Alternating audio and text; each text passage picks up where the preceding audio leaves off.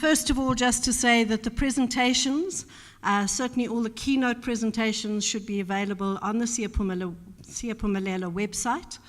And those of you who have been good enough to give us your parallel presentations, there have been many promises of, we'll email it to you next week.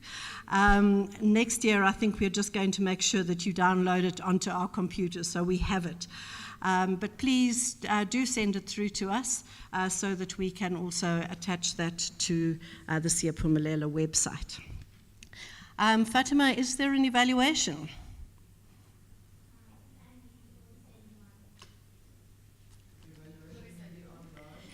Thank you, Alan. The evaluation will be online? Right, and will be sent to everybody by email. Please do fill it in, because we make decisions on the basis of the evaluation and change the format of the conference. And from 2016, we moved the conference venue and things like that. So please do give us that kind of feedback. But now this year we have something new, which is we have a champion to celebrate. And in this case, it's a champion tweeter. So she did apply for a bonus grant, but we didn't have one of those to give. So would Takalani Muliwa please come forward?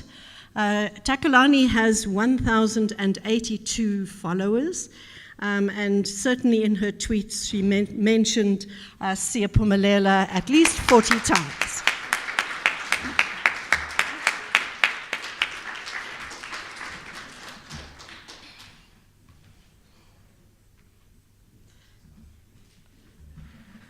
So thank you very much indeed. We've set a new record, so let's see how we can do next year.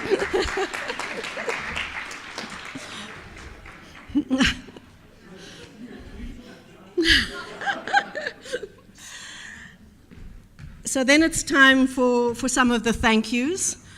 Putting a conference together is always a painful activity. There's in a way the kind of fun part, which is the program team. Who's going to get to speak? What are the themes going to be? What are the topics?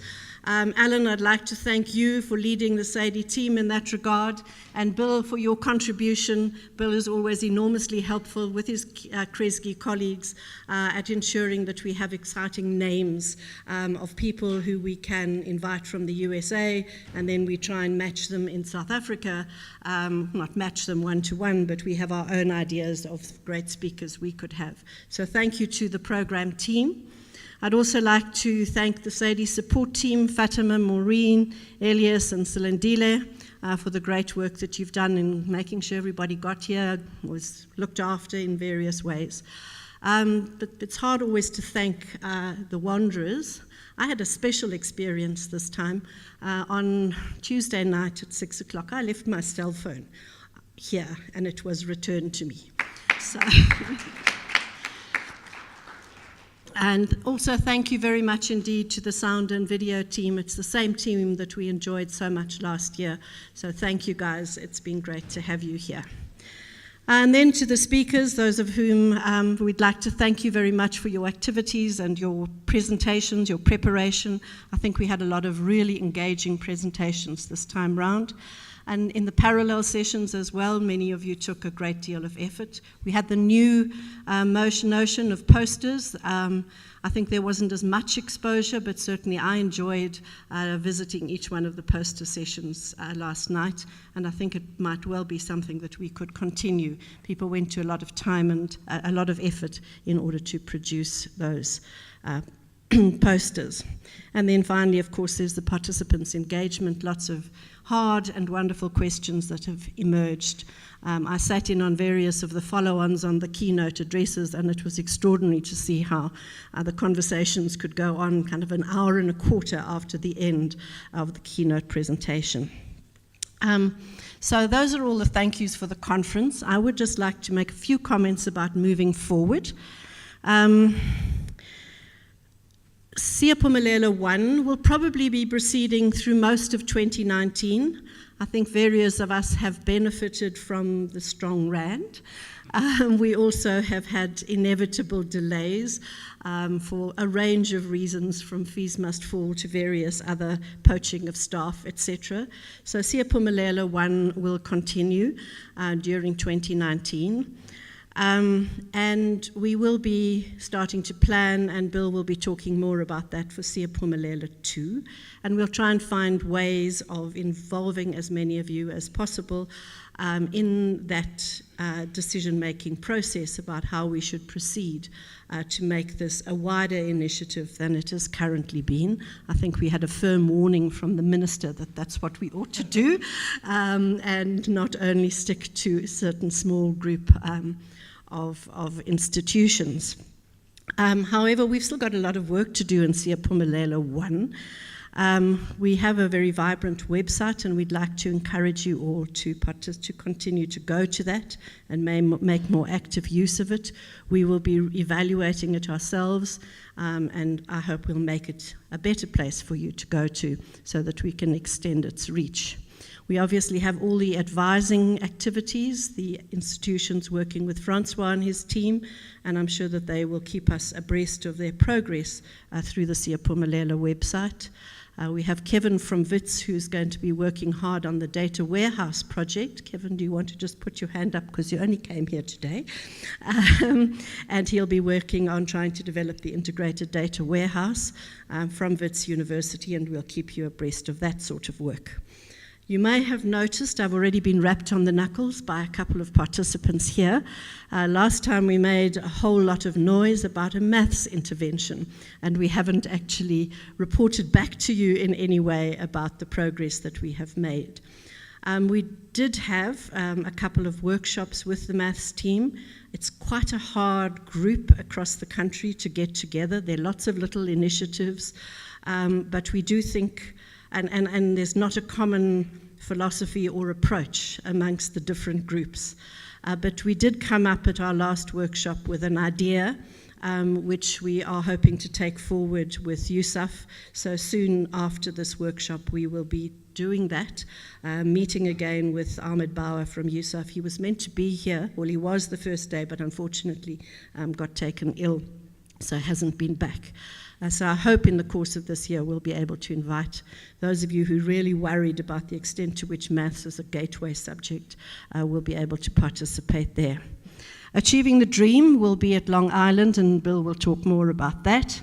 But then finally there will be a Siyaphumelela conference again next year in 2019, and we are aiming it to be in the week of the 24th of June. Quite where it'll be, we haven't yet decided. We do have one offer, we think, but we'll hear whether it becomes a concrete offer or not. And the important thing that Alan asked me to say to you is that we need abstracts earlier. So we really had to rush this time, and it just delays everything, makes everything very complicated.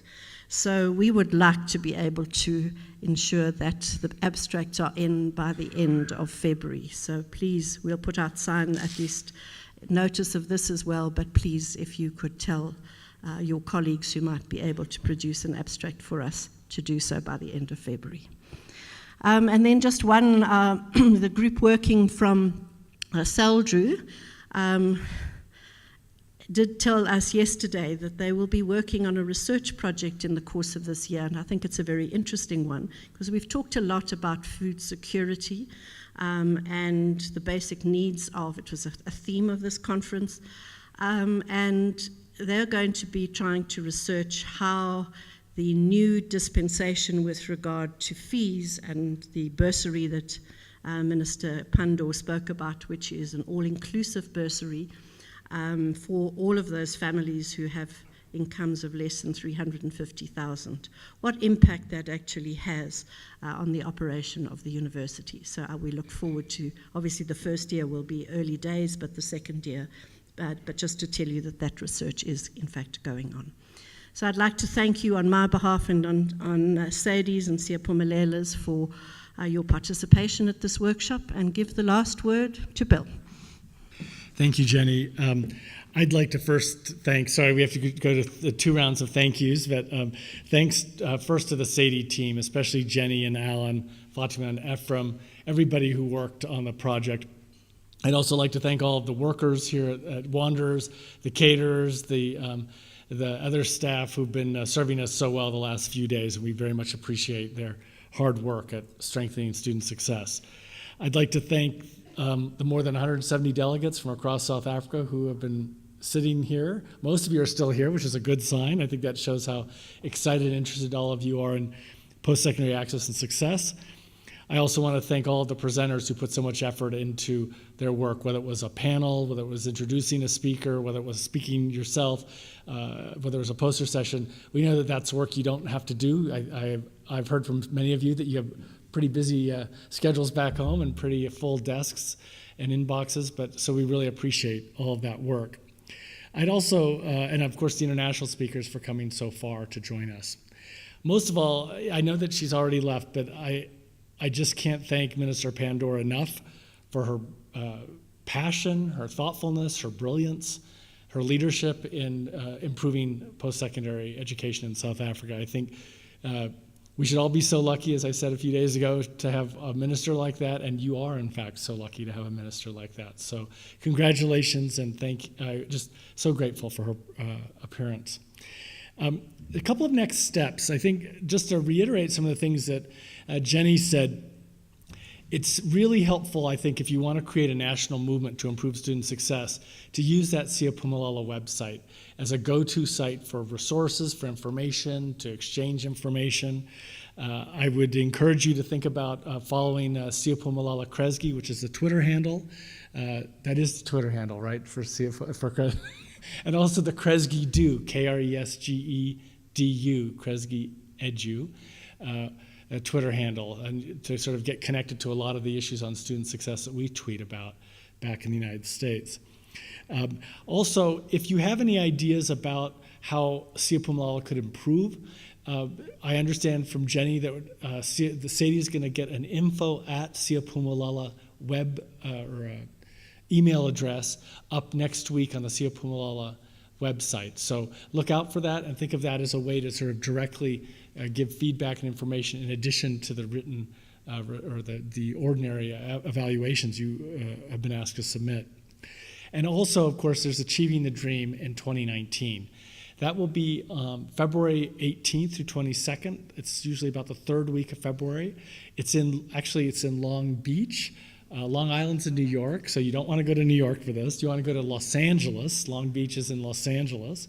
And if you haven't been to Achieving the Dream, it's about 2,500 of your best friends from across the United States, from community colleges that are trying to improve student success. It typically involves a day of site visits just for the South Africans and maybe other international delegates to learn about some interesting innovations in local institutions.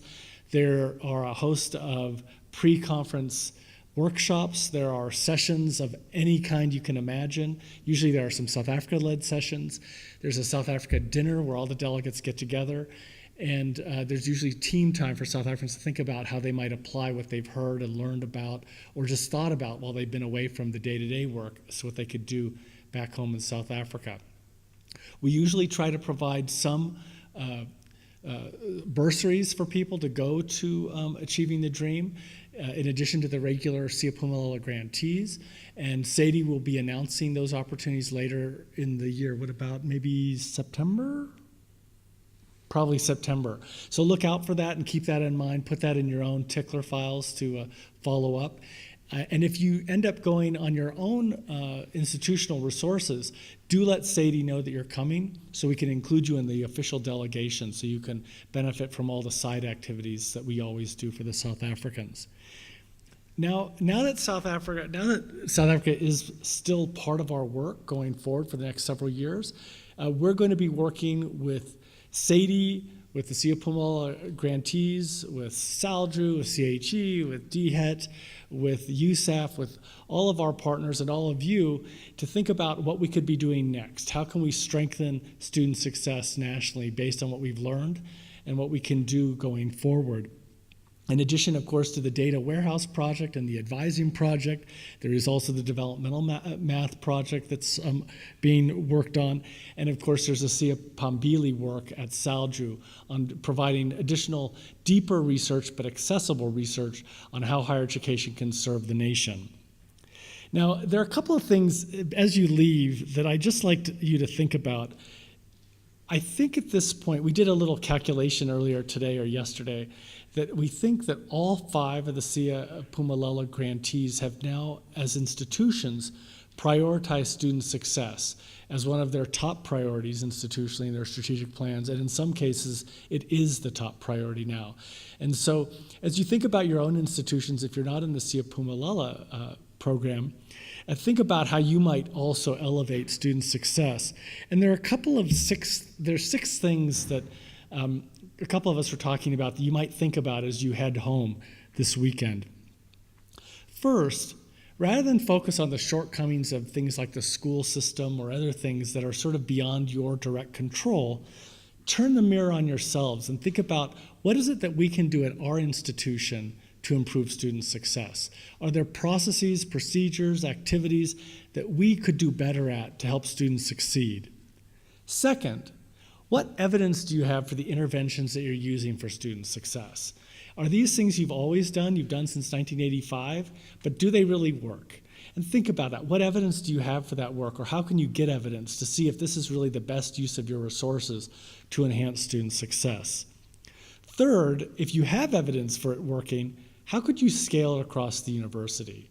If it's good enough for the commerce faculty, isn't it good enough for all the faculties? So think about how you could scale these really effective ideas. Fourth, listen to your students. Your students often have amazing insights as to why they weren't succeeding or why they were succeeding. Think about, could you survey them if you see a module that isn't having a lot of success? Could you do focus groups to ask, why do you think you succeeded, or when so many of your peers didn't? Or why didn't you succeed? What could have been done differently? Fifth, reach out to your other colleagues at other institutions, particularly the Sia Phumalala schools, or universities, but even if they're not Sia Phumalala universities, think about other institutions. What is, if you're at Rhodes, what are they doing at Nelson Mandela? What are they doing at Ford Hare that you could learn about to improve student success, and vice versa? And finally, really think about how you could make your own institution student-centered. What is it that you could do to make your institutions focused on students and student outcomes?